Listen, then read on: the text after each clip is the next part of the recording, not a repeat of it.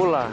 Go minuni mereka-raki yang dotel tak ada orang Bula FM namun dua nesek. Nimbula ayaw meli na wati tiu may mataniway ando talita kana warong ng Bula FM. Ando to kabi ono bi series wa ng Bula FM namun dua nesek isu. Ni sambol binakan lewi biti go nga lomon taun ni lebemba. Ngango musim bola roko-roko ando talita ka na warong ng Bula FM. Bula FM Number 2 NSR. Bula FM number 2. Ni sambulu binaka. Se kung na pakaleleka ni nonde tu ko nang bungin din dai. Na pa na bunwa era bin garabi na bal ni besele era ndong garab na bi madawa e ba na bi le ni bunwa era to bir na mati ni kensa ni sudu ngwa sang ni okakina na bi mati ni kensa taleso. Tu na bunwa ile tiendela sau endo na ndoni besele na bal ni bulele besuba ni ndo na lenga so tabi sarti bo lebu se koya na kenando umberna non rakauti reani e bal nimbula na leuni ponua e tau wir na mate ongo donan rau lima sangaulu ko roto to ko tiko e na ngongo na kisi ni kensa e vingo mana tambal nimbula e na nonta ponua e barau ta ke so na e rangi ni taka taka bobo kina matambo sini dur ponua o katikina na bia e soni pagandindike e na kena tomani na enran rabi e na tambal ni dur ponua e na nonta ponua barau ta kina bia ya bobo ongo e na bia indintina tiro seni taka na matambo sini dur ponua na matambos ni kastamba kina tambal na bakatokai na Australian Border Force.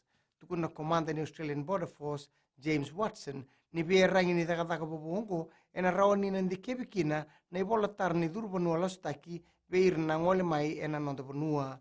Ngoe tiki ni beindin dinati, ni nonda mata ni tu, kina mata ni tu Australia. Sa bakaroti na matambos ni Legal Aid Commission, e na nonda tu na siangatigo ni na matataka, na leuni banua mai Congo o Kiala Henry Lusaka embaki tolu sangablu kadiwa kambe tegitigo ena nona lambati na marama na watina ena embaki pasangablu kaba ena Julai rongodi ena mate belewa ena matagani kuwa nindo toko ni kwa bulu pakai labo o watina kasa sanga buana ilabo mena soma kina na nona loya na wati Lusaka o Jennifer Downs e ibaka lislit ni matambosi ni ke burabura ena Pasifika. Ia sana kay rongo taltigo na kisyongo e nei karua ni singa ni bulo Disemba.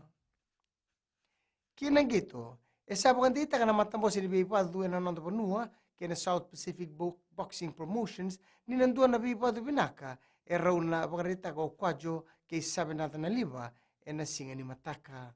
O raw na rongo e ataro bikoso na non Bipadu e nei kaono ni waboki e na February may baka ni sisi na ringi ni Bipadu. Ia rona bengati takatiko o na liba kay kwadyo na idodobi pakatokai na light heavyweight title. May dabay kiri na pakalala kanino andi tukutuku na kaya na ikuri e rona na sema na siseni na Radio Fiji 1 kinambula FM. Di ba kating binaka?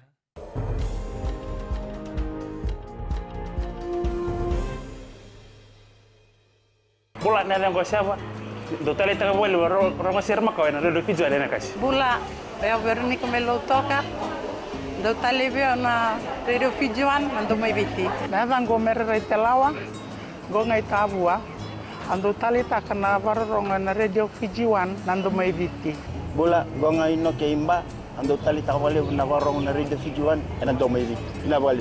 ana dango saniter kwati ando tale taka bakalebu na rongo na redo fijoan eno sorry Radio Fiji 1 nandomo iviti.